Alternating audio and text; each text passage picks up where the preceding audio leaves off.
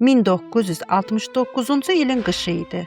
Məşhədin Rəzəvi hərəminə açılan dar küçələrinin birində elm və təqva nuru ilə yoğrulmuş kiçik bir evdə Seyid Əli Xamneyinin ikinci övladı dünyaya göz açdı. Adını Müctəba qoydular.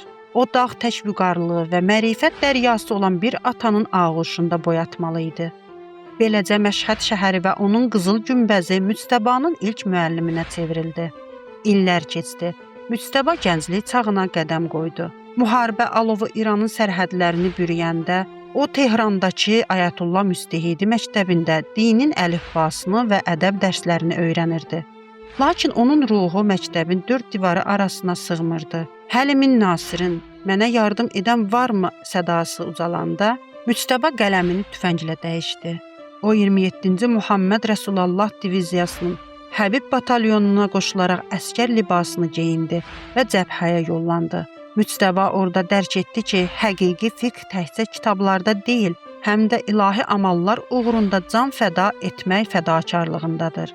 Müharibə sona çatdıqdan sonra 1989-cu ildə Müctəba səfər tədarükünü gördü. Mənzilbaşı qiyam və elm şəhəri olan Qum idi. O Həzrət Məsumənin müqəddəs hərəminin kölgəsinə pənah apardı.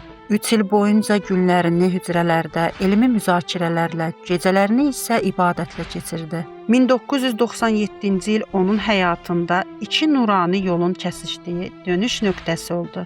Müctəba elm və şəhadət nəslinin nümayəndəsi olan xanım Zəhra Həddad Adil ilə ailə həyatı qurdu. Birgə ömürlərinin elə ilk günlərində o ikinci dəfə Quma hicrət etdi. Bu dəfəki hicrət sadəcə təhsil deyil, mənəvi kamillik yolunda atılan böyük bir addım idi. Onlar Qumda Kərimə hərəminin yaxınlığında sadə bir həyata başladılar. Məqsədləri böyük bir elm və mənəvi binanın təməlini birgə uzatmaq idi.